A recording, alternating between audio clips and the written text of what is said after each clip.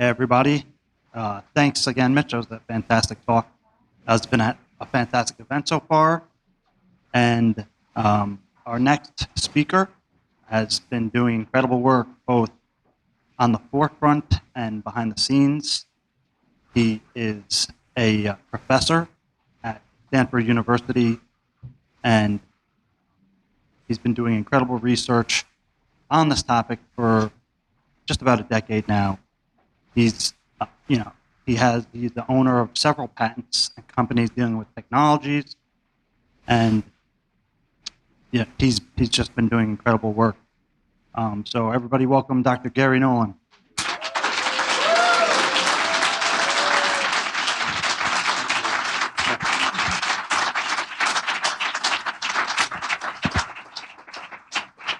Alien metamaterials. I got to keep a close eye on them.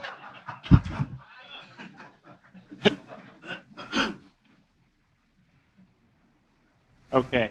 Well, first of all, thank you very much for the invitation, and thank you to all the organizers. It's great, and thank you guys for your interest. And frankly, thanks to Mitch, that was such a powerful set of statements that he made that I feel like he's just underlined everything that we've been talking about offline with other individuals about how do we get around the problem of the skeptics. And I wanted to give an example of something of what Mitch was actually just talking about, again, from my mainstream work, because it is that sort of liminal boundary space that we need to bring both sides of the extremes, both the far woo, let's call it, and the far hard sciences to that place at the middle where we can reach across some bridge or create a bridge of attempt to understand. So in cancer, for instance, there's a place where the immune system comes together with the cancer. And without going into all the gory details of it, we developed the mathematics around which we find that as cells group together for some, let's say, transient abstract function that most immunologists don't understand, there'll be a large area of them that come together and a large area of another kind of cells that come together, and they're doing something. And it turns out that it's not the large grouping and of how it is that they're functioning that's as important. It's what's happening at the boundary. And so we had a big paper that just came out that said it's in here at the boundary that interesting things are happening. This is where we can, out of a single biopsy from the patient, look and do perturbation experiments because boundaries of perturbation. So it's the same thing that, for those who might have been following Twitter, that I occasionally go on, much to my detriment, is when we're talking about obvious small papers about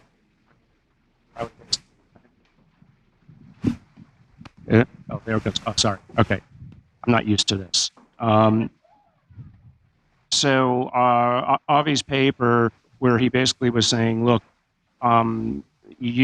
because the distance measurements were so off, I could just as easily believe that those things were 10 times closer than they were. And so the whole idea of them being UAPs, but traveling at superluminal velocities, et cetera, could be wrong. I mean, he wasn't saying they were wrong. He's just saying that because there was such a divergence in the distance, even people within the community, on the inside, were a little pissed that he didn't consider UAPs. And my point is, he shouldn't, right? If you're going to publish a paper in science, you have to use the language of science, and you might dare put it in the discussion where you're allowed to speculate, but I think that's the right way. And so, and he's coming from a place where I think 6 or 7 months ago, he wouldn't have even considered UAPs as part of even a discussion. But now I know that aspects of the Galileo project are at least looking for them. Now, I come from the other side of this. I come from the side where I do know that there's something going on, right? I mean, not the least of which I saw something, right? And you all know those stories. But I know that there's people on my mainstream side that I need to convince of something. So I need to use the language that they speak to drag them closer to the center. And then because I'm on your side, I need to teach you, or I'm trying to teach at least people who are listening. I consider my, 20,000 people on my Twitter feed kind of my online class. Here's the language that you use. And the first one that you've probably heard is me saying, get them to believe the data. If you can make them understand that the data is real, there is no escape. Right? They will have to think about, and you don't let them ask you what the data means. Ask them what they think the data means. Because asking a question, actually, it's a very rabbinical approach. Asking a question is an attack on the mind. That's why teachers ask questions. Hey, Gary, pay attention. Stop looking out the window. And they ask a question because it's an attack on the mind. And actually, if you do the neurological studies, you see that a question lights up the fight or flight area. And so ask them the question, and if they don't want to answer, that's okay. But you've probably planted a seed in their minds that will take them somewhere to understand that there's a different outcome than just saying no, or the incredible evidence need incredible, claims, or whatever that stupid thing is. And so, yes, I understand that that's really the case, but it's not. It shouldn't be something that's used all the time, just like Occam's razor. You can cut yourself with Occam's razor, and so let's just move away from that. So that's part of what I think we as a community need to do, is start to learn the language of science, of how it is that you convince people with evidence, and don't retreat to, okay, well, it's a quantum field of blah blah blah that explains this. No, just like, okay, well, at least show that it can't be something which is normal physics, right? So and there's ways that you can do that.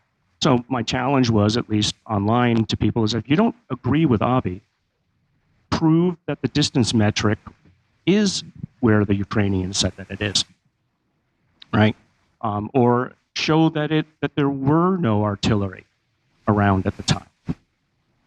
And then the conversation starts respectfully. And that's really, I think, part of what Mitch was just talking about. So it was a perfect launching point from that. So that was really what I wanted to start with, just to kind of get the flavor of where I want to go. And now we're going to move into some of the questions that people wanted to have. And we have some that are from basically online, and then maybe we'll take some from in here. I feel much better giving, I'm not as good as Mitch is, that he just did, at being able to just, go off. Thank you so much. I appreciate it, Gary. From the questions that have come through online, which have been absolutely fantastic, we'll take a couple, and then we'll start moving into some from the room, and we'll go back and forth. Gary, is there some water? Can somebody get me a water bottle or something? Non-psychedelically laced. Then I'll really start saying some interesting stuff. Truth serum. Yeah. So, Gary, I'll just, as Kelly gets that water, one question that came in was, I'm curious if you've looked at if there are similarities between brain abnormalities in experiencers and lifelong meditators. The range of values is specific because it's mentioned in the Gard et al. 2015 paper. I assume you know what that means. I certainly don't. Related to understanding how contemplative practices affect brain functional organization. I ask also because throughout ET contact cases, there's often consistent messages from these others regarding... Okay, stop. Okay. Sounds good. Yep. Okay. We can get to the second part in a second. For sure. Okay, so the question is about brain structures related to, let's say, extra normal capabilities, right? And as you all know, in the work that I had done with Kit Green and actually Colin Kelleher and Jacques and Al Puthoff, we were all working more or less together at this time, looking at these patients who had been harmed by one or more different modalities. We noticed a common feature amongst them, which was an area, a density in the head of the caudate and putamen in the basal ganglia. All right, and I've talked about this, and if you don't know about it, there's probably a few good websites that would follow up on it if you wanted to go read them. But the long and the short of it was that there was much more neural connections in this area of the brain than we found compared to so-called normal people, the muggles, right? It's dangerous. That's very dangerous. That's okay. My secret admirer out there will surely title his next blog about this. So the issue is, okay, well, wow, this is interesting. And we actually first thought when we saw it that it was some kind of damage. We thought that it was part of the damage, the random damage that we were seeing, but random damage doesn't show up in the same place all the time. So when we went into the literature, we found that this particular level of density actually wasn't observed in most people. And so then, for those of you who know the story, Kit went and looked at 100 random people from basically standard databases, showed that that density level was not there. And he actually came up with the conclusion that he called them high functioning. He would sometimes use the word savant, et cetera. But basically people of high function who had, let's say, certain abilities. Well, not abilities. They just were high functioning individuals, smart people. But it was when he threw in a couple of individuals who were so-called remote viewers that it really hit home what we thought we were seeing. It was the remote viewers that actually were at the top of the scale in terms of the density. So that was interesting. And, coincidences don't often happen in anywhere. I mean, in biology especially. And it's not a conclusion, but it's a speculation. And again, I'm going to use this constantly. Most of what I say is speculation until proven. But that we saw this there and we realized and we intuited this is about intuition. Because what is RV? At least in the most best understanding of what RV might be.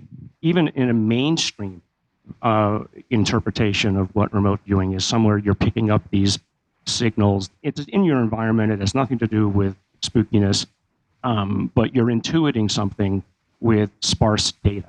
That's how we think about it, sparse data. And so then we started looking in the literature, and right about that time, the mainstream literature in medicine was basically saying that this is the area of the brain that lights up when you have an intuitive spark and a moment.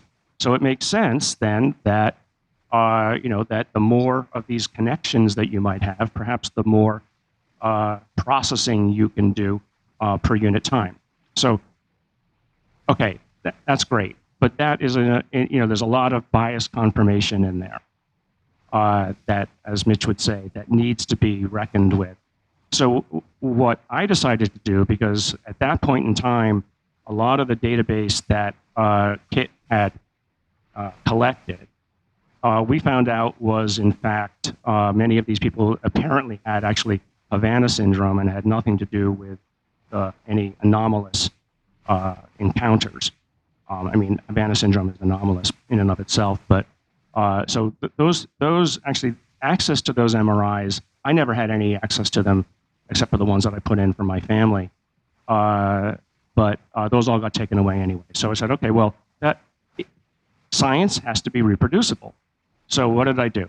I hooked up with the neurophysiology lab at Harvard. We went into a totally different database, and we then wrote artificial intelligence algorithms that would take an MRI, break it down into where all the regions of the brains are, the caudate putamen, medulla, et cetera, everything. And you can basically figure out what the surface area is, volumes. You can figure out what the connectome is, where one area of the brain has tracks to the other. Because, why do that? Why not just focus on the caudate putamen? That's where you already said that it is, Gary. It's because we know that the brain is a network, and the network has feedback loops, and you might have something smaller here, but you compensate there. If you do have a large caudate putamen and you are processing more information, then you're going to, by necessity, you're going to have a large bandwidth of neurons to pass that information to somewhere else. It just kind of makes sense. So there are these network diagrams that you can automatically find, which we did. And lo and behold, the data held true. Caudate putamen, particularly the caudate volume and size, correlated with intelligence and emotional reasoning and basically dynamic reasoning. So perfectly, and this was all done with British and German data. But we went a step further, because if you want to publish this, the first paper that we're going to publish is not going to be on remote viewers, right? The first paper we're going to publish, and we did publish, was basically just a baseline medical study, and because we infused normality, in the study of normality, with two different diseases, let's say. And not necessarily diseases, but let's just say, well, one of them was schizophrenia, and the other was autism. So we had databases of autistics and databases of schizophrenics with all the same measurements done across them. And lo and behold, there were major differences, and we've published this. So what was I doing there? What was the purpose? Well, first of all, what I think autistics and schizophrenics are, they are extremes of human capabilities. We all know that many autistics have the ability to, any number to the 10th power square root thereof, instantaneously. How the heck they do that, I don't know. On the other hand, you have schizophrenics that see things that aren't supposed to be there, right? Or are highly creative, right? So I found this database, creating that database of what is out there already in the population, is the perfect comparator against which, when it was great to hear, who showed that, I think it was Darren maybe who showed that they're collecting a database of individuals who are experiencers and collecting all the MRIs, et cetera. That database would be the perfect now test base.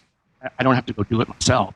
You guys would have the data, because now we have a comparison database of what is normal, and where a skeptic might accuse you of basically saying, well, all you did was collect a bunch of schizophrenics, right? Because now I can show that the structure of the brain of what we now know to be a schizophrenic is different than the structure of the brains of these RV people, right? So the short answer is to the asker, no, we haven't done that yet, but because science needs patience, and we needed to go through the steps to create this normal database and to get it into the literature. I mean, I'm not known as being a brain surgeon or a brain specialist, but now I have another paper of ours just got accepted in this area.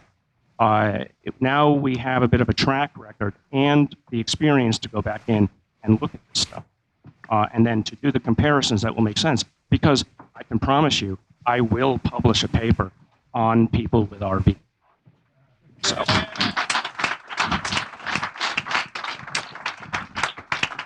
and I don't care. I'm tenured. I've sold 11 companies. They can go, oh.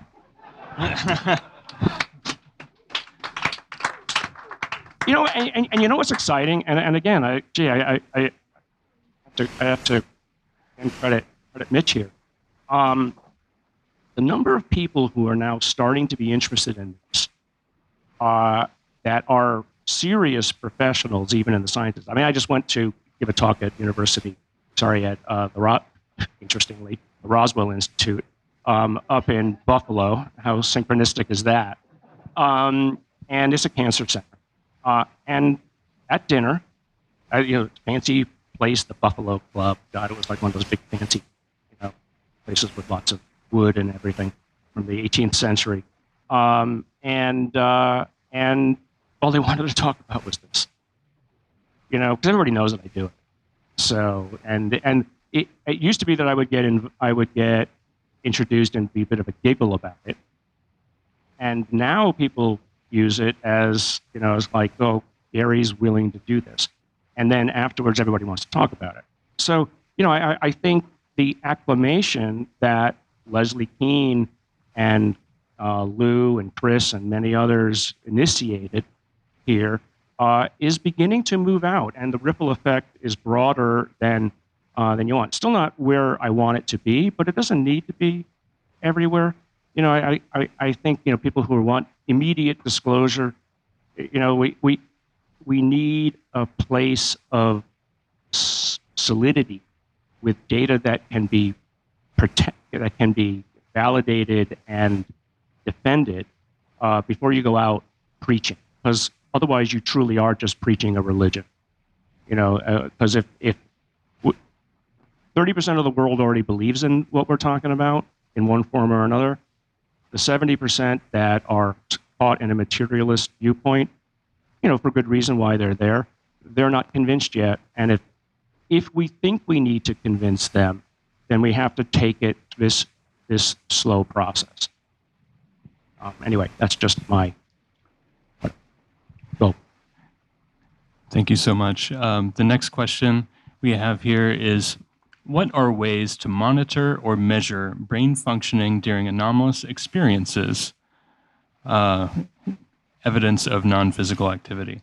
Is there a method that can help determine what anomalous experiences are probable to occur?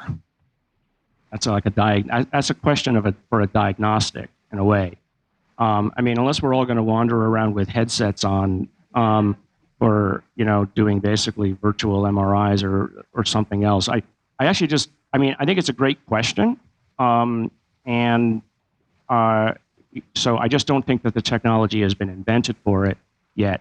But I would see that more as a challenge, because I often talk about my own work.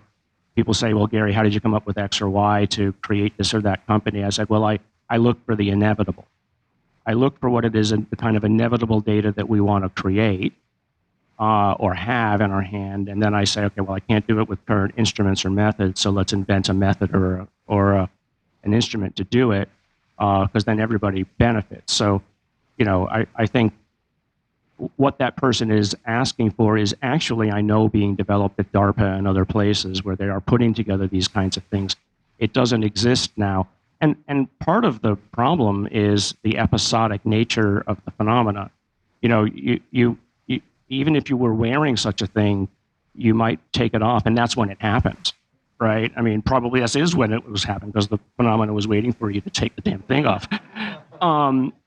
And so I think it's a great question. It's an inevitable. I don't think 20 years ago we would have been walking around with watches that were, keeping track of all of our biostats. Maybe 20 years from now, it will. We will have something that could measure that. I just don't think it's there yet. So that's where I would just end that one. Thank you so much. And before I pass this off, I was just, we've taken a few from online, and I'm wondering if anybody wants to throw some hands up. And yeah, big surprise, big surprise. Right. Okay, I'm going to start, and then I'm going to pass off to James so that we both get to be equally bad guys. Please don't put me in the position of choosing. Oh, no, I'm not going to. I'm not going to. This is the hand I saw first, and this is what we're going to go with. Yeah, maybe a bit of an unusual question. Once we're talking about skeptics a lot right now. Once our what we call anomalous experiences become non-anomalous, accepted, let's say, by the scientific community, how does that change our ability to experience them, or how often we'll experience them? I'm just much more concerned in having these experiences, and I wonder if the scientific community at one point starts to agree. Where does that change? Well, accepting that these things happen, are you asking? Yeah, well, I would say, most of us here know that they happen already. Mm-hmm. my question is, once the scientific community understands or agrees with that, does that change anything with respect to how often they happen or who they happen to? Any perception, any opinion on that? Well, I mean, I think we all kind of understand that once the door is opened, it seems that more things happen. I mean, maybe the swamp, I can't remember the name of the place that was talked about first. You know, maybe things happen there because people go there and make things more happen. Maybe hotspots are because there's a feedback mechanism that's often talked about. You know, I think we have to start to categorize. I mean, maybe one way to approach is to say we have to categorize. We have to say, well, what are these kinds of anomalous experiences that you think might happen? And then you have to have some sort of validation as to whether or not it truly did. Because you do have to basically weed out the people who do have mental health issues. And you don't want everybody with a mental health issue to be able to claim that they have this and then not get the right kind of help that they need. So I don't know the answer to that because it could, you know, in the worst possible world, you know, it's like some bad horror movie that everybody has a Ouija board and, you know, they open the portal to hell, you know, and that's what they were waiting for. So I don't want to be the one to initiate that. Sorry, my secret admirer is going to use that one, I'm sure. Yeah, thanks. All right. There's some VIPs down front here who are going to probably. Oh, hi. Do you have a theory about the brain being quantum in the sense that if intuitives and remote viewers have more ganglia there, they're picking up a signal that's exterior to the brain, so the brain's more like a receiver than a generator of thought. Do you have any theories about that? Well, I mean, sure. And, you know, part of the study that we'd done on the caudate putamen was seeing that it is in families, right? So my family, you know. So, yeah, that's the narcissist. I'll put him to rest later. But we found that so if it's 1 in 100 people, more or less, seem to have some density above average.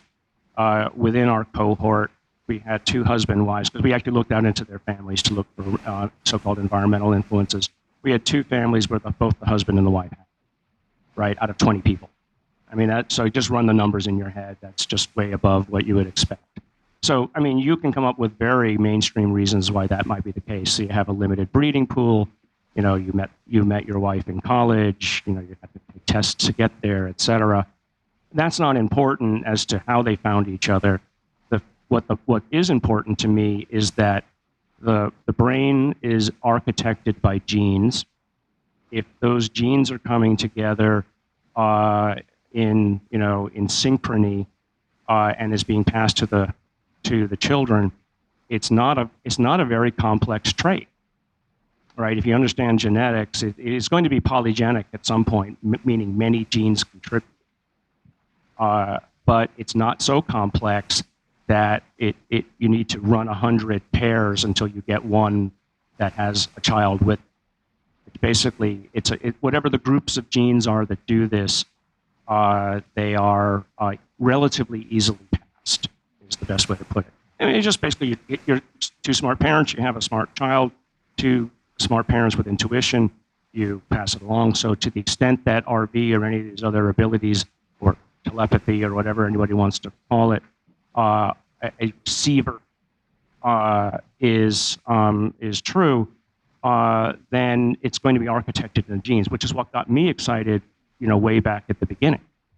No, it doesn't explain how it happened at all. No, but that's where I get interested. So it's like, so there's information I don't understand, and then there's information that I do understand, and at least as far as neurophysiologists are concerned, it's electrical signals in the brain, the electrical fields that are created, et cetera. But, you know, plenty of studies have been done that seem to suggest, I mean, some of the early Uri Geller ones, that you can put them in a Faraday cage, which should block all electromagnetics, and it still happens, right? Or it's happening across distances that electromagnetics don't work. It's too far. So, okay, so let's think about this. So that means somewhere in the brain there is an event or a picture that gets absorbed and incorporated, and it's coming from underneath somewhere. So, how and why is it doing that? And first, how does it do it? That, and how does it put in a complete picture in your brain? I mean, I've done a couple of RVs with Admiral. It floored me. I got the pictures, and I was like, okay, how did it use my internal mental screen and project onto it in a flash that moment, what I saw. So that's really actually what got me interested in this. But it's in the architecture, driven by the schematics and the genes. So what amino acids put together where, distributed across, multiple genes, all somehow come together to create, use the word, the antenna, right? Because it's not like one place. And so, because somehow and somewhere, the information comes from over there, and it ends up over here. Okay, so you say that from a materialist point of view, and people go, oh, well, Gary's, going off again. And believe me, people have said that and worse. So think about the atoms in the amino acids of the proteins of your brain. They're sitting, first of all, they don't exist as objects. They only exist as objects to the extent that they repel or attract other things. They're basically space-time quantum waves of some sort that we don't fully understand, an emergent property of something that's even deeper. And that's pure physics, right? So you're just a bunch of waves, right? That's all you are. And so when I talk to you, when you hear me, when you see me, I'm, at least in the current physics sense, I'm interacting with you with quantum information. It's quantum photons going there. Quantum mechanics is moving the molecules that you hear me by. It's all out there in the woo, right? And that's pure physics. So who's to say that there's not information going from here to there that most people just don't hear? Hoffman's filter, right? And so that some people's architectures of their brains have found a way to access that information because it's evolutionarily advantageous to do so, right? And so, guess who is using that? Big Daddy DOD, right? The so-called, what's the word they use? The people who can basically say, go down this path, not that path, because that path has the spidey sense. Because that path has the IED that will blow ourselves up, and they look for people who do that. They've changed the terminology, but they recognize that people have it. And it's a program in the DoD. I mean, it's been talked about several times in the newspapers. So they're admitting it. They don't understand it, but I don't need to understand it to use it. I don't need to understand it to recognize that there are people who have it. And when you have something like this in biological terms, we call it a phenotype, right? A phenotype is just basically the characteristics that are created by the genotype. And so, so there is a genotype which is creating this phenotype. And so that's what I want to get access to, right? So, I mean, because somewhere there's going to be a gene signature that's going to point to how these brains are created it's a hypothesis. I could be completely wrong, and I'd be completely happy if somebody proves me to be spectacularly wrong, and then I can go on and do other things, right? I mean, I'm not, well, I probably, but but I'm not here to prove a point. I'm here to determine whether the point is provable. And that's where I think we're going to go with what you asked. And so what is that other information? Is that the non-locality that you just got the Nobel Prize for, a few days ago? Is there some information transfer that we need to understand? Because, again, the practical entrepreneur in me thinks, gee, maybe I can make an instrument that does this, right? I can listen into your thoughts. So anyway, okay. Sounds a little choppy on it, so just okay. Okay. Okay. Am I okay? All right. If I don't ask him, Bob's gonna, yeah. I'm gonna harangue you in private. Yeah, exactly. So, this kind of begs the question: is there sufficient neuroplasticity in the brain so that by some contemplative practice or genetic manipulation, we can increase the density of our caudate Do you believe this? Okay. So the question was, can we manipulate brain structure in a way to create such abilities or to enhance such abilities? And, so at least in the current data set that we have, where we had a couple of these individuals who had high density, they by chance had prior MRIs taken, and there was no obvious change in those individuals. Okay, but that's not an answer to your question. So we know that with transcranial stimulation, for instance, you can shut things off and turn them on. You can damage an area. In fact, we now know that neuroplasticity is real. I mean, literally 10 or 15 years ago, everybody thought that your brain was locked in place and it was just downhill from here. So I get interested in people, and I think people who have some sort of accident, and then they have death or what have you, and then the next day or weeks later, suddenly they start to have these abilities. And so I wonder, and this is just speculation, if the reason that this is happening is because of some kind of neuroplasticity, that they almost have the structure right. The antenna's almost there. They get damage, and then when the brain starts to rewire itself, it fortuitously wires itself into a position where now suddenly they have this ability. That's just a purely medical, it has nothing to do with spirituality or the angel came and reached into your head and rewired you. It's just saying that this is the way that you can explain it. And I'm not saying that it is the way to explain it. I'm saying this is how you could explain it. But if that is the explanation, or that is an explanation, that means that maybe you could go in and purposefully draw with neurochemicals a path to create a neuron that would extend across that area. I mean, this is starting to get into dystopia. I'm sure Elon Musk is listening now, and these neural laces that he's designing are going to do that. So you could imagine that, or perhaps with current transcranial isn't specific enough to do it, but maybe one day, if you needed to, you could. Or I postulated, way back, that maybe you come up with a drug that does it. I mean, for instance, we all know about DMT, LSD, et cetera, that seems to enhance some of these, let's say, visions. And then there was recently published a fantastic paper that they did.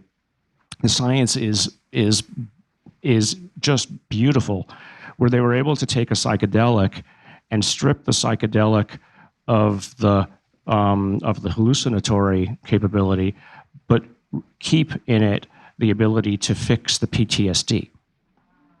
Right? Now, I think that's amazing.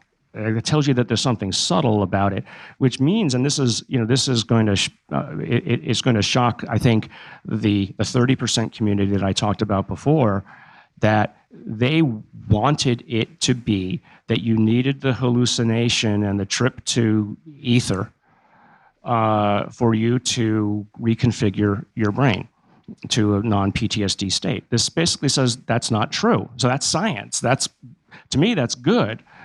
I mean, because now we can lace the drink of all the Congress people, and they won't know that they've just taken a drug that fixes their lifelong PTSD. I'm never going to get invited to testify in Congress or brief a congressman again. So I've just done myself in. All right, good. All right, next question. He's got it. Then I'll come back to you. Yeah, hi. You mentioned earlier about DoD doing research that's related. So I'm wondering about framing this or the reframing of this whole study of UFO, wherein we had a huge citizens sort of arousal of the population about you. And I think it culminated in a major set of conferences called Contact in the Desert, where it was like a Woodstock of citizens.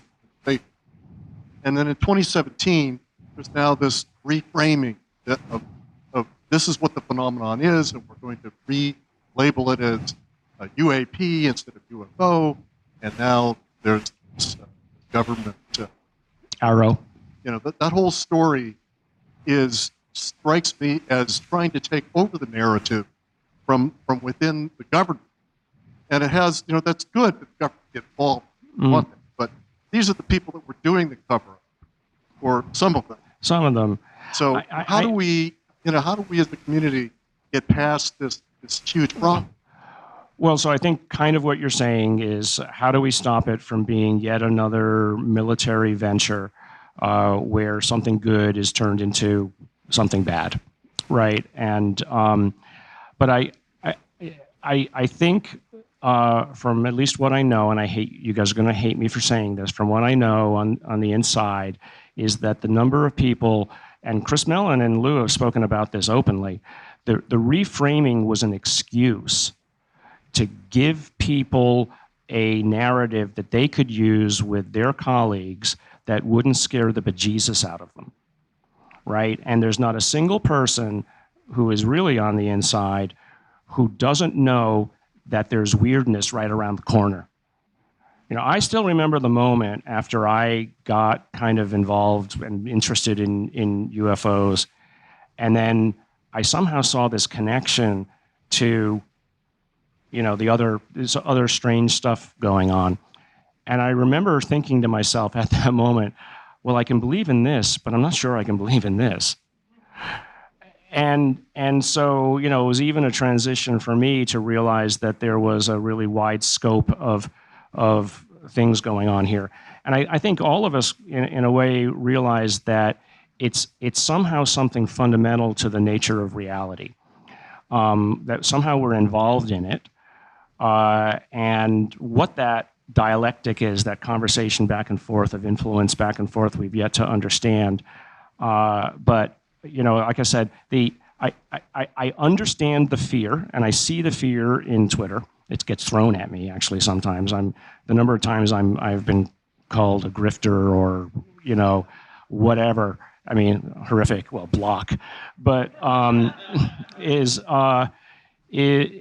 like, look, don't reach for that excuse.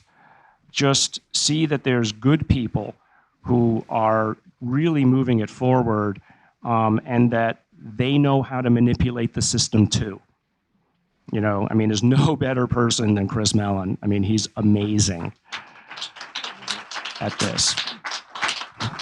And, so it's, so I have hope, but I realize though that there are individuals who are trying to crush that hope. And so we just keep moving forward, anyway. Next question. So, Thank you so much. So I want to go back to for a second to the neuroplasticity question. My background's in epidemiology, so I'm always thinking about how do you structure studies to look at this. And one of the things I've been curious about with your aquatic containment research is temporal relationship.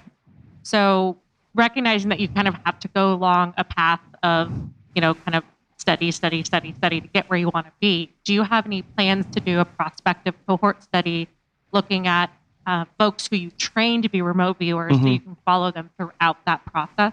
I don't, but it seems to me that the individual, I'm sorry, I forget who even showed it. Was that? Sean. That, it looks like that's something that they could do, right? I don't think it's anything that the NIH right now would consider. It wouldn't get even to committee. You should, well, I won't go into that. It's a whole rant all by itself, the NIH. But I am providing through normal paths and through medically good reasons, autism and schizophrenia, it's funded and moving forward. The baseline data set against which those other things can be done. It's going to be donations. It's going to be, frankly, rich individuals who have an interest in this area who will fund it to put it together.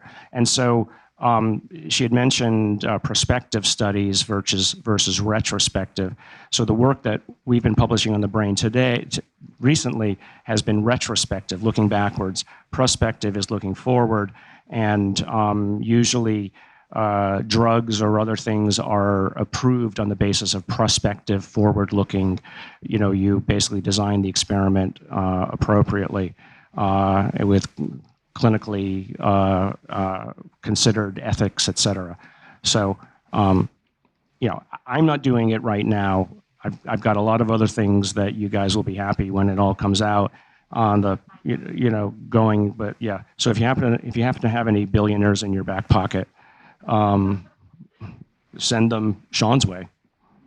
But I think there's, I think, Dean Radin has done remarkable work, and I think he should be involved in any of the designs of these experiments to make sure that there's no loopholes. But then I frankly would get somebody from the medical community who knows how to design a statistically relevant trial. There's actually a lot of good nurses and other statisticians who work at hospitals that know how it's actually done. The doctors actually often don't even know how it's done. Here's a question from Benny Adams online. Since your appearance in the 7 News Australia documentary with Ross Coulthart, where you mentioned that there are whistleblowers waiting to testify in front of Congress about, have you had any further conversations since, and are you still confident they'll get an opportunity to reveal what they know? Yes. Would you like to go into further detail about that? Just curious. Oh, yeah, no. Well, look, anybody who's going to come forward is going to know that they are going to put themselves at risk just for their careers, right? And potentially go to jail. So let's be serious. Everybody says, oh, well, if you really cared, you'd come forward. Well, okay, if you're willing to say that and you're willing to go to jail for them, maybe that, that's the cost. Ruined career and, end of everything for your, life, basically. And that's serious. And so, the language is in, the language is agreed to. I think it goes to committee between the House and the Senate soon. And so, assuming they don't strip it out, and they have no reason to, they're too busy fighting over everything else, which is frankly probably a good thing. They're distracted. But sometimes it's when you're distracted that the people who want to do things remove or put things in. So we'll see. But people are looking closely. So once that's done, then it can move forward. Anything else I just shouldn't say. But I'm excited. So please be excited with me. Okay.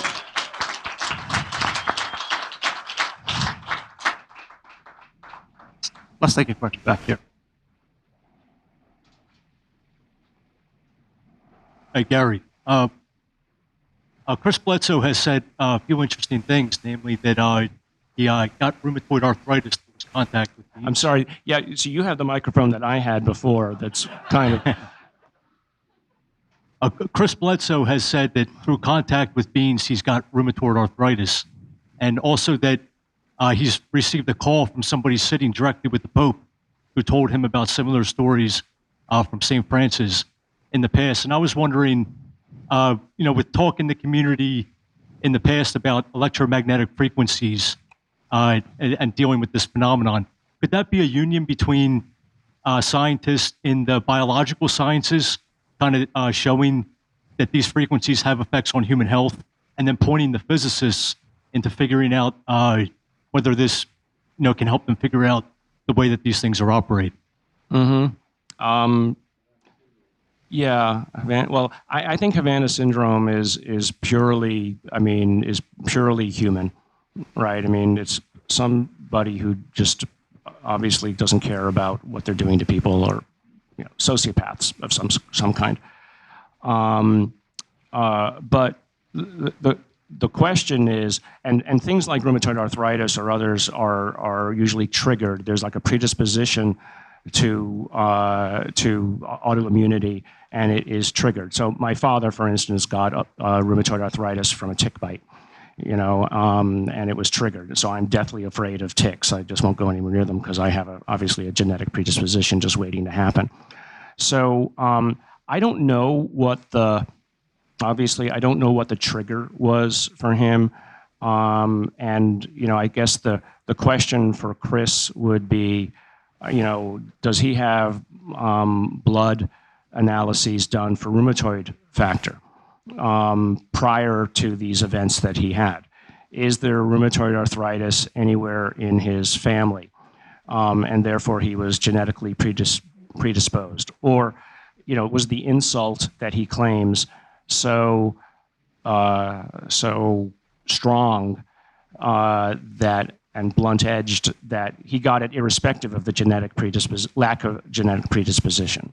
So I don't know the answer to it, but what I do know is you don't want to be living next to a transformer, an electric transformer, and you probably, if you're going to try to interact with something anomalous, you're taking a risk. So I don't know what it is that he claims, and I haven't, to be honest, read very much about Chris Bledsoe. I know it's an important thing, but I'm trying to stay focused on the things that I'm good at. I respect everything that they're claiming. I wasn't aware of the autoimmunity issue, so I will actually go look up that, because that does cross section with my interests, my mainstream interests. So, but it does, though. It aligns with the stuff that got me involved in the first place when, frankly, everybody knows this, it was Kit and Colm who showed up in my office. And because they showed up because people were claiming medical harm by interacting with something. Next question. We need to just be careful. I need to watch the time. It's just, we're okay for time, right? Oh, good. Plenty of time. 6:48? Oh, good. All right. Really enjoying this, Gary. And I'd love to ask you, just given the fact that the legislative changes coming in for 2023 include the establishment of a safety mechanism for whistleblowers. You brought up on Tucker Carlson, and you brought up in Ross Coulthart's documentary the Admiral Wilson leaks and the fact that you seem very confident in their legitimacy. And I also found it very interesting that you decided to brief Mike Gallagher, the congressman, on the Admiral Wilson leaks before he went to basically speak to those two Pentagon officials. You move in the same circles as Hal Puthoff, Eric Davis, Christopher Mellon, Lou Elizondo. I find it hard to imagine you would do that outside of a blessing from those who are completely involved in that series of leaks. So I'm just wondering what spurred on your decision to publicly speak about your belief that they are authentic, and also to essentially brief a congressman on those leaks before he went to speak to Pentagon officials. Well, I mean, for all the reasons you mentioned, I was one of the people that one of his staff, said, okay, well, let's go, these other guys, Eric, of course, works at aerospace and is as he said, he's got to be very careful about what he talks about, and his bosses don't want him drawing attention to, inappropriately. So, I mean, I just know Eric, and any of you who know him, and I'm just saying this out of my opinion, he just isn't constructed to lie. And so, I mean, he says some pretty strong things, and I have been the target of some of those strong things at some of the meetings I've been at, and had to go and calm him down, or he has to go calm me down, but that's fine. I mean, that's the kind of positive, friendly engagement, again, that Mitch was talking about, that you want to have. And so, I can believe, I wasn't there, I can't remote view it. I wasn't there, but why would Eric write a document that would go into a folder that would somehow end up in Edgar Mitchell's, keepsakes, that would get revealed later? What possible purpose could he have was he writing a fiction book? I mean, all people have said, oh, he's writing a film. I mean, give me a break. Eric I'm sorry, Eric, you'd be the last person I would want to see a story from, in that sense. I mean, if you know Eric, I mean, when I first met him, I'll tell the story. I first met him down at Earth Tech. He took me in his office and a lot of stuff, and he went around his room and he said, and this is the book that I read for doing X and Y. And then this is like the first words out of his mouth. And this is the award that I won for this. And then this is, I was like, who am I talking to? And then, a few years later, I remember being at a lunch, and then a few years later, he recounted word for word what was said at that lunch. I mean, it's just a kind of mind that is so dedicated to specificity. If you've read the things that he's written, it's such a specificity to them that it kind of belies my imagination. I mean, he's somewhere on one of those spectra or on yet another spectra altogether. And so, I mean, that's the basis of, and kind of just, I'm a pretty good read of people. And so I just don't see him lying. Now, whether the content, whether Wilson was given a line by somebody, and Eric was given a line by somebody, and they were basically, it was a folie à deux, the folly of two. I don't know, that they convinced each other that they were talking about something that was real. I don't know, so I can't go there. But, I think that if that's what we're going to rest disclosure on, why are we, I don't even understand why we're bothering talking about it. I mean, again, as a scientist, I look for what is reproducible. I look at all these arguments that historians love to argue about, pieces of paper, are they real or not, et cetera. At a certain point, you have to realize you're not going to prove whether it's real or not. And let's just say, okay, it's part of the data set. And so, but I think I would take kind of Richard Dolan's approach, where it's sort of a meta-analysis of where any individual event you can call out as being true or untrue. But collectively, the entirety of it has a statistical value that it is true, right? That you would have no doubt to do that. And so that's how I see the historical record. I mean, that's why I'm here, not because I've seen 1,000 UFOs, but because I know that there's 1,000 people out there who have no reason to lie about what it is that they saw, right? So it's that kind of, mental, intuitive meta-analysis that, there's lots of statisticians and, how do you know what you know? There's been good books written that you can fool yourself.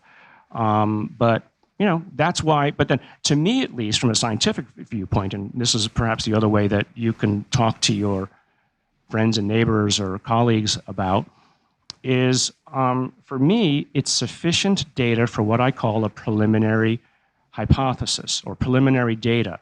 I mean, some of the stuff that goes into the NIH and the other cancer things and NSF grants that I have read, so flimsy a set of results, basically a few points on a line that lined up based on, and then they come up with a hypothesis of what it means based on 50 references and very, and well-constructed arguments, and they'll get funded because that's preliminary data.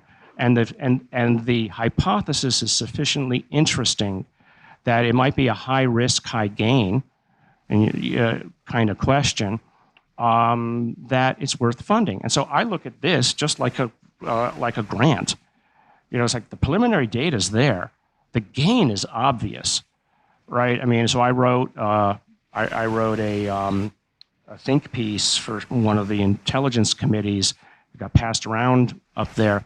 And basically I said, look, we're in the position of achieving a virtuous cycle of technology acquisition and knowledge and understanding that we dare not lose to a competing nation.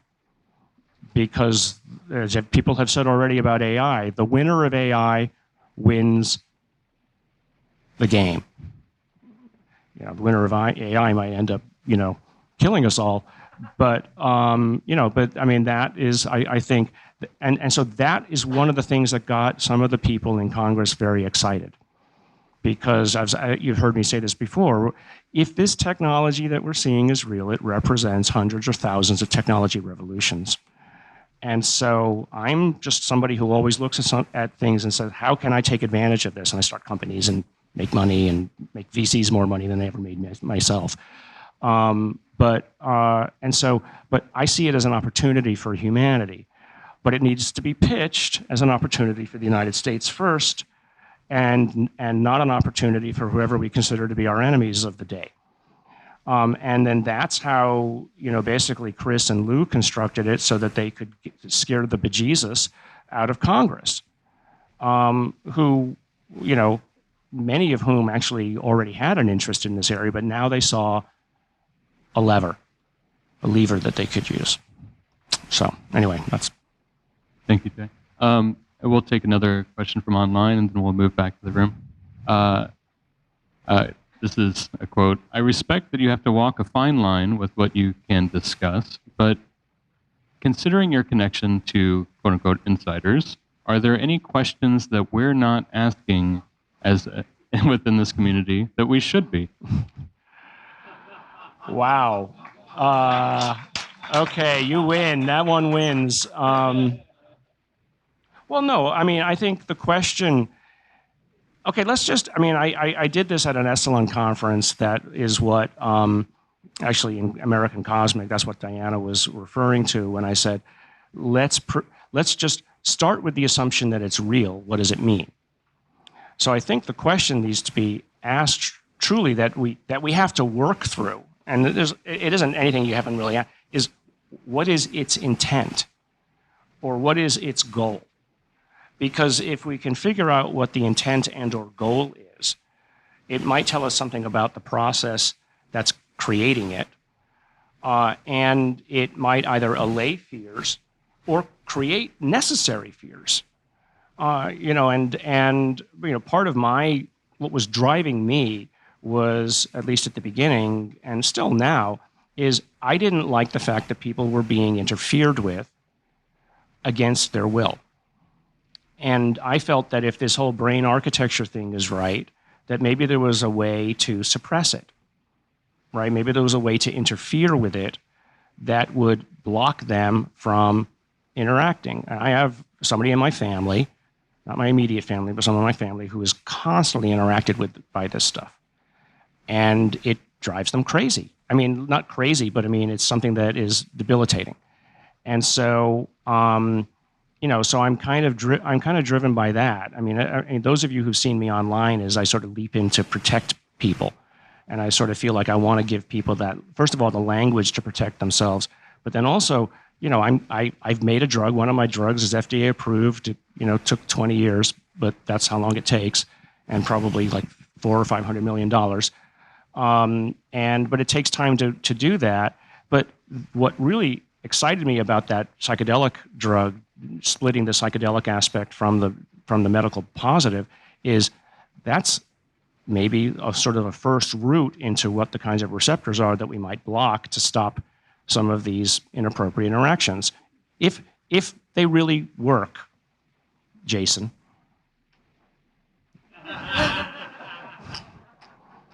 All right, next question. All right, and just so you know, 7 o'clock. Inside joke for some people. All right. Thank you, Dr. Nolan. So 2 questions. These are derived from Secret Machine books with obviously Tom DeLonge and Peter Levenda. One is, I believe you were their genetics advisor. They have a question, or they pose that genocide throughout history has had there's a genetic correlation there. So you have genocide, you have genes, and you have the others. And another question, sorry. Wait, is that a question? Yes. So how is that a question? Where's the question there? So the question is, they said that they were advised to look at historical genocides as a way to weed out certain genetic lines, not necessarily by humans, but by whoever it is that has been interacting with us. Okay, so let me get this straight then. So someone is saying that they decided to get rid of X group of individuals, and so they constructed a fight that would accomplish the goal. That's the question. I mean, yes. Okay, so I mean, obviously, I can't. Again, I wasn't there, and so and it's so hard to even find any evidence of that in the genetics. Because it's all you would ever get back from a population biologist or a population geneticist is, well, that's just what happened. I mean, where do you ascribe an intent by something? I mean, I'm not saying it didn't or it doesn't happen, but it's just so Tom and whoever, and I like Tom. I was part of TCSA at the beginning, before I had to leave, and I would want to know, is that just something somebody tells you because that's what their conclusion is? Where's the data that allowed them to come to that conclusion? I mean, I talk about data as being, believe the data before you come to a conclusion, but I learned from Jacques directly that conclusions can be, believe it or not, it took me 30 years to learn something that Jacques had, told me, and I sort of realized, okay, yeah, conclusions are disprovable, so keep away from the conclusions. So I just don't know who came up with that narrative, I don't want to tag onto that narrative until I see some data, because it just reeks of eugenics. Correct. And I just don't want to hear it until somebody really shows me the data that says it's true. I mean, it's just, I don't want that little girl that was next to Chris Mellon basically essentially appearing virtually here. Another related question also from Secret Machines that they said that they were advised to look into is that certain genetic lines or ethnic groups have evolved a genetic resistance to genetic tampering. So let's genetic say, tampering or interaction? Genetic tampering, interaction, or let's say if you're trying to hybridize a particular race of people, they're claiming that there are genetic lines that these others cannot penetrate. Well, I mean, irrespective of, it's certain. If you, let's say again, we speculate that the antenna is real. If you don't have the antenna, you won't be interacted with. At least you won't be controlled. Again, speculation. So that would be a genetic selection. That's how you could imagine a genetic selection. But if that capability is somehow required to be a human and interact in normal life, even though you might not be using it to predict IEDs, but you're using it to know whether or not your girlfriend's about to call and you hide the phone or something. Yeah, whoa. Or your boyfriend, or your them friend. To be fully woke. If it's a part of your life that is, if this capability is a part of your life that's needed to function in society, then you can't get rid of it entirely, but you're resistant to it, then maybe. But again, it sounds like a nice conclusion, but I don't know the data on which it's created. And frankly, as we all know, with this kind of trickster narrative, and many of us here have read John Keel. Some of the things, or whatever it is that people seem to be interacting with, are frank liars. And it's very easy to understand how some people would interpret it as the D word, right? And if the entities tell you something, that's not science, first of all, right? It's because it's anecdote. And second, if they did, even just, as a layman, I would question. Because if they're telling you that they're interacting with and driving and directing human evolution, then they're telling you that they're willing to do things that are deceitful and lying, and so I just can't go there. It's just I have to stay in the science. I need to stay on this side of the line. But much as Mitch mentioned, we walk back and forth. It isn't that it doesn't enter my mind as I weave back and forth across the line. And I say, okay, well, it's a possibility. Because I've often said, if you take the possibility off the table, it can't ever be a part of the answer if it is the answer. So, I might assign it a low probability, in my current construction of reality. So I just don't know. I mean, it's interesting, but it just takes me off in so many dark directions that I just feel like I've got more urgent matters that I can prove locally. Yeah, one more question. Let me go back.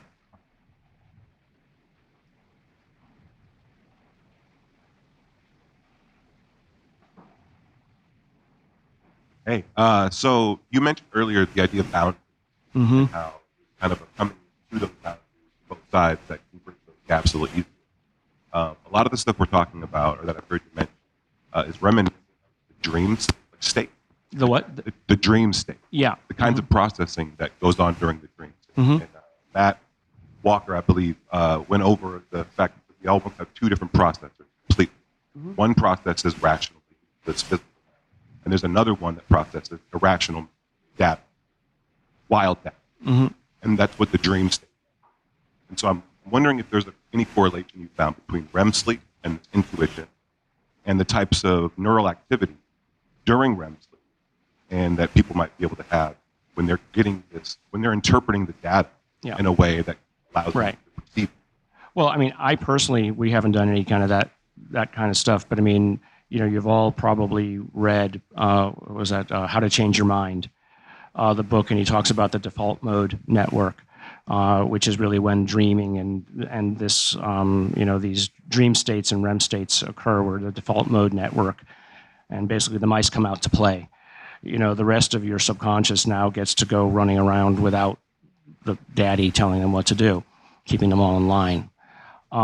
So, I mean, I haven't done it, but I mean, if we're talking about a clinical study that, for instance, Sean or others are interested in doing, that would be something you might want to incorporate as an arm of the trial, where you basically get people who are good at lucid dreaming and see what their activation states look like.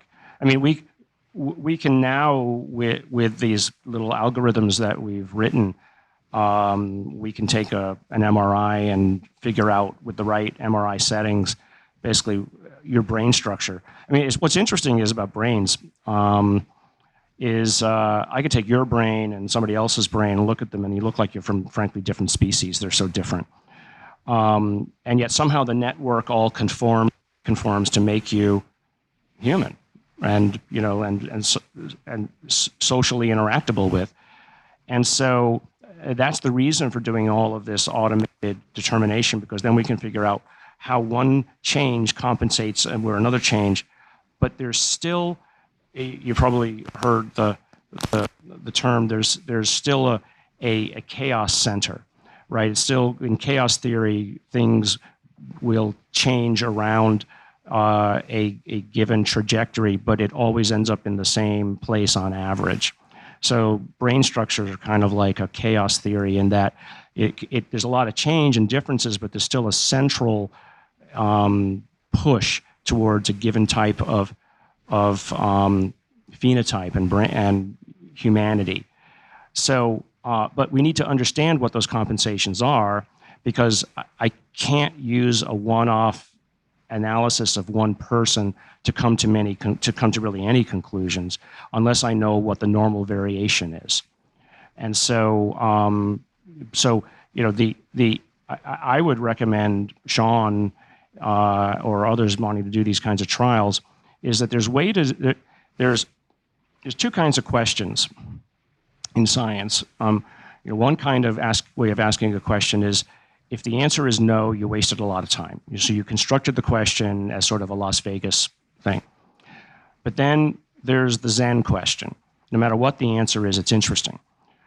So if you can design a clinical trial that is interesting no matter what the answer is, and even if that interesting is just creating an atlas and a database against which further studies can be compared, then that's a good thing. So I would just urge you when who's ever trying to do these things is ask the Zen question, because that way, and I teach my students this, every time you answer the question, it's a figure in a paper. Figure in the paper, and then suddenly you've got the 8 figures required, and you go with it.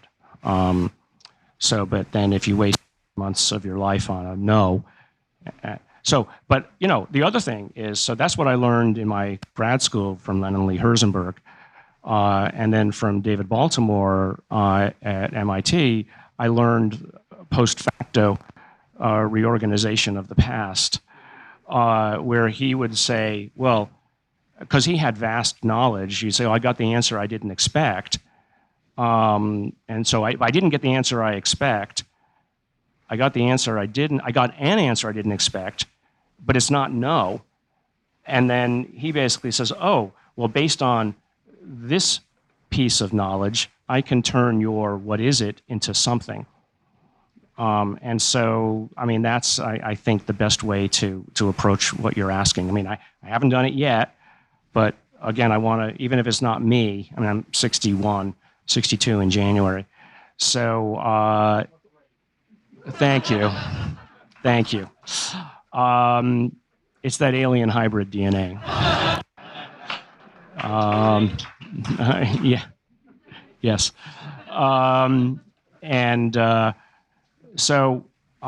Anyway, I whether I do it or whether we just set the stage for people to do it, that's where I think we could go.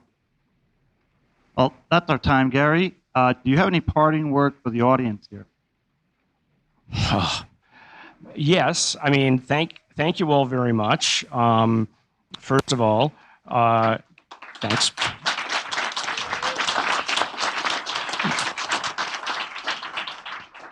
I think just, whichever side of the equation you think you are, think about ways to formulate your understanding on your side of the line in ways that the other side can understand. I mean, and that's what I'm trying to do, right? Because I feel like I sit in both worlds, and so I feel like I offer ideas to both. My ideas are not the only way, all right? It's just, It's just a way, not the way. And so, everybody will have their own particular way to approach it. But I guess my best thing is I'm excited about what's coming. And so it drives me. It's driving my mainstream science. We're building an atomic imager, and I think it's going to be useful for a lot of different things, and it's both biology and, studies of things that people don't understand what they are. So that's, to me, the inevitable. Let's move towards what is the inevitable, and the inevitable is going to be disclosure. So I'll close it there.